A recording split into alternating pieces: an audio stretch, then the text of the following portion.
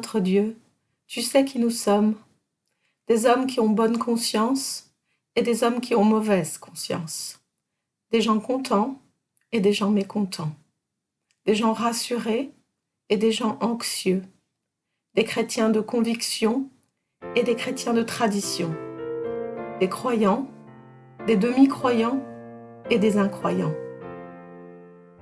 Et tu sais d'où nous venons, du cercle de nos parents, de nos amis et connaissances, ou bien d'une grande solitude, d'un bien-être paisible ou de toutes sortes de difficultés et de tourments, de rapports familiaux harmonieux, tendus ou brisés, du cœur de la communauté chrétienne ou de sa périphérie.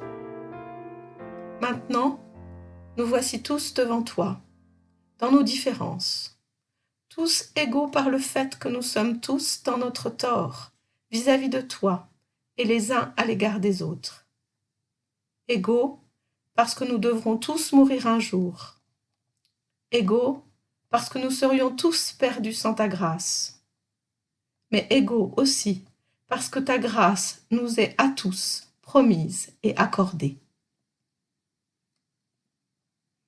Nous sommes réunis pour te louer en te laissant nous parler. Qu'il en soit ainsi pendant ce temps, nous te le demandons au nom de ton Fils, notre Seigneur Jésus-Christ. Amen.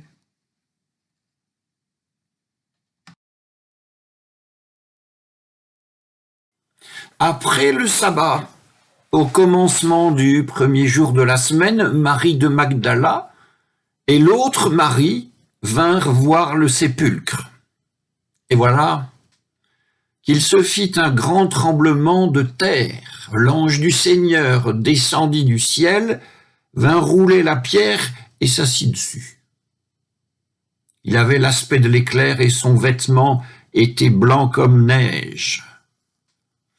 Dans la crainte qu'ils en eurent, les gardes furent bouleversés et devinrent comme morts. Mais l'ange prit la parole et dit aux femmes: « Soyez sans crainte, vous. Je sais que vous cherchez Jésus, le crucifié. Il n'est pas ici. Car il est ressuscité comme il l'avait dit. Venez donc voir l'endroit où il gisait. Puis, vite, allez dire à ses disciples: il est ressuscité des morts, et voici qu'il vous précède en Galilée. C'est là que vous le verrez. Allez leur dire tout cela. » Et l'ange ajouta: « Voilà, je vous ai tout dit. » Quittant vite le tombeau avec crainte et grande joie, elles coururent porter la nouvelle à ses disciples. Et voici que Jésus vint à leur rencontre et leur dit: « Je vous salue. » Elles s'approchèrent de lui et lui saisirent les pieds en se prosternant devant lui.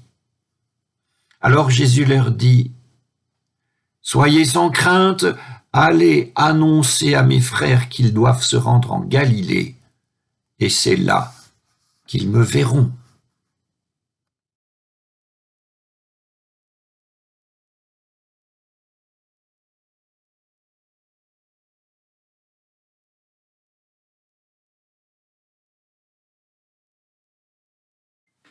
Je voudrais commencer cette méditation de Pâques en posant une question, puisqu'il est question de la fin du sabbat dans le texte.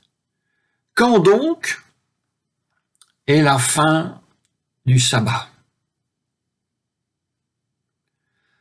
Un mien ami qui n'était pas rabbin mais marchand de chaussures m'avait invité un certain samedi, c'était en été, et nous étions dehors sur la terrasse à attendre le moment de la fin du sabbat.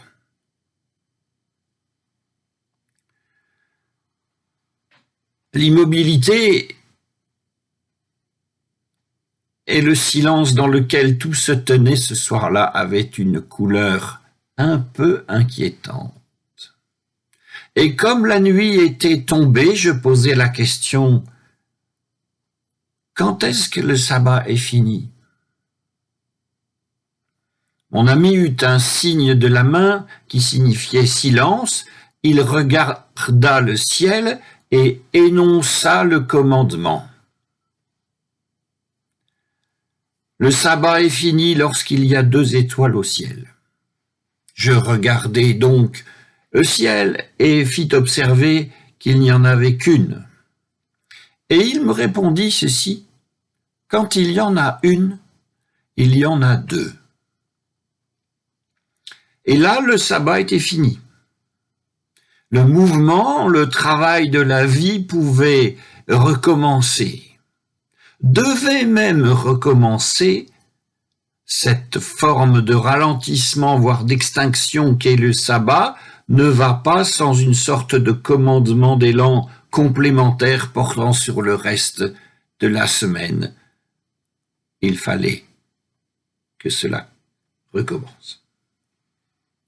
Nous savons avec Matthieu que Jésus est un juif qui s'adresse à d'autres juifs, que l'évangile de Matthieu a visé très tôt un public qui était juif et auquel il a donné des points de repère qu'il savait partager avec eux, tout en faisant l'effort de transmettre ces choses nouvelles, et parmi ces choses nouvelles, la résurrection. À vrai dire, bien des événements dans l'Ancien Testament portent le nom, la marque, le nom de la résurrection. Ce que fait un jour le prophète Élie à la besogne pour le fils d'une veuve étrangère, ce que voit Ézéchiel le prophète qui advient à toute une armée, l'histoire de l'Exode, de la conquête, des prophètes et des rois, tout cela est plein de retournements improbables et de retour des gens et des tribus perdues, retour des exilés qui reviennent. Sans parler, et parlons-en, de villes et de temples qui sont reconstruits. Avec intervention de la puissance divine. Et les mouvements de population sont des mouvements centripètes, c'est-à-dire cela vient toujours de la périphérie pour se diriger vers le centre qui est le centre Sion, c'est-à-dire Jérusalem. Jérusalem, le temple, l'intérieur sacré du temple. Et là-dessus, à la fin d'un certain sabbat, en un endroit tout proche du centre du monde, c'est-à-dire Jérusalem, alors que tout semble perdu dans le sommeil de la mort et du sabbat, quelque chose semble devoir revenir durablement à la vie. Le mort redevient vivant, le muet retrouve la parole, et celui qu'on avait escamoté, invisible, redevient visible. En cette fin de sabbat, se met en place ce que l'on pourrait appeler un mouvement inverse. Il s'agit de sortir de l'extinction, d'une extinction terrorisante, une extinction qui serait l'inverse d'une sainte piété.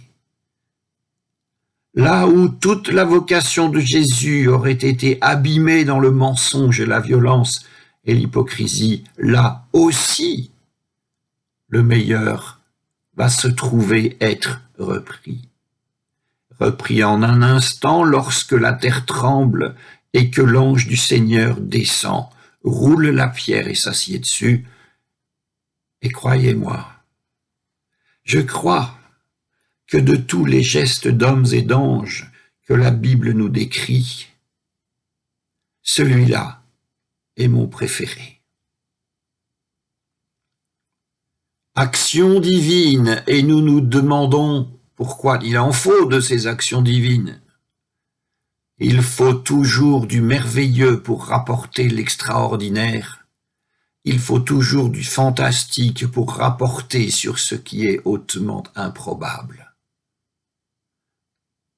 Comme un tombeau scellé qui s'ouvre, et comme un ange qui apparaît, ou encore un mort qui revient à la vie. Il est plus facile de raconter le retournement du temps des traditions, plus facile aussi de raconter le retournement de l'espace des traditions. Par exemple, c'est aux femmes que l'ange parle. C'est à elles aussi que le ressuscité s'adresse. Pensons à cette culture est-méditerranéenne qui était plutôt masculine. Bien sûr, c'était souvent les femmes qui allaient vers les tombeaux pour les embaumements. Lorsqu'on est impur, il y a des choses qu'on peut se permettre. Et là, pures ou impures, c'est à des femmes qu'échoit le premier témoignage de la résurrection. Ce qui fait que l'inouï est à charge de l'impensable. Deux retournements l'un sur l'autre. Et ça n'est pas tout, parce que l'annonce qui est à faire est une annonce centrifuge. Il s'agit de quitter Jérusalem avec la conviction que Jésus n'y est plus, avec la conviction qu'il n'y sera plus jamais. Destination Galilée, mais sans se tromper, car si la Galilée devenait une nouvelle capitale pour une nouvelle religion, le mort serait mort pour rien, et surtout le ressuscité serait ressuscité pour rien. Alors, au point où nous en sommes, il nous reste ceci. Allez annoncer à mes frères qu'ils doivent se rendre en Galilée, c'est là qu'ils me verront. Alors, la Galilée, c'est d'abord le territoire du nord de la Palestine, dans lequel les populations avaient été si considérablement brassées qu'on appelait ce pays la Galilée des nations, et que ses habitants, même de religion juive, étaient regardés avec dédain par ceux de Judée, les purs, ceux du sud. Jésus, lui, ces Galiléens, il les regarde comme ses frères. C'est là, Galilée, qu'ils le verront.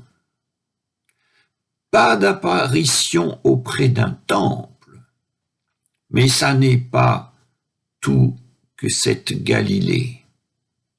Car il faut aussi que ça parte plus loin, la Galilée de la Galilée en somme, vers d'autres horizons et vers d'autres frères.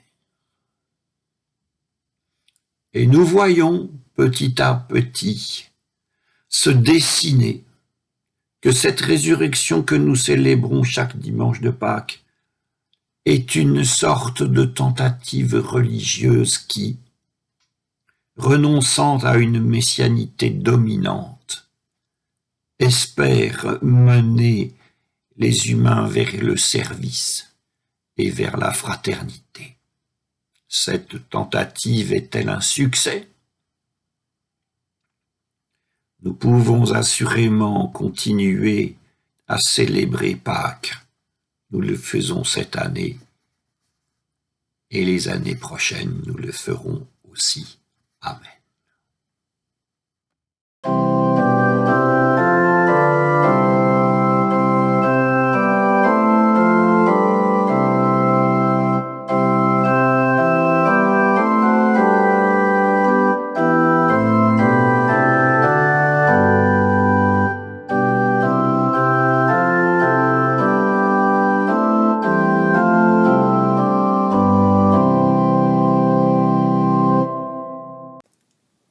Ta bonté insaisissable est si grande que tu nous permets de t'invoquer comme notre Créateur, notre Père, notre Sauveur. Tu nous connais tous et nous aimes tous. Tous nos chemins sont devant toi. Nous venons de toi et pouvons aller à toi. Nous déposons devant toi tous nos soucis afin que tu t'en préoccupes, notre inquiétude afin que tu l'apaises, nos espoirs et nos vœux afin que soit faite ta volonté et non la nôtre, nos pensées et nos désirs afin que tu les purifies, toute notre vie terrestre afin que tu la conduises à la résurrection de toute chair et à la vie éternelle. Sois avec tous les nôtres, avec les pauvres, les malades, les opprimés et les affligés. Éclaire les pensées et dirige les actes de celles et de ceux qui, dans notre pays et dans le monde, sont responsables du droit, de l'ordre et de la paix. Comme Jésus l'a enseigné à ses disciples, nous te disons maintenant, Notre Père qui es aux cieux, que ton nom soit sanctifié, que ton règne vienne, que ta volonté soit faite sur la terre comme au ciel. Donne-nous aujourd'hui notre pain de ce jour. Pardonne-nous nos offenses, comme nous pardonnons aussi à ceux qui nous ont offensés. Ne nous laisse pas entrer en tentation, mais délivre-nous du mal, car c'est à toi qu'appartiennent le règne, la puissance et la gloire, au siècle des siècles.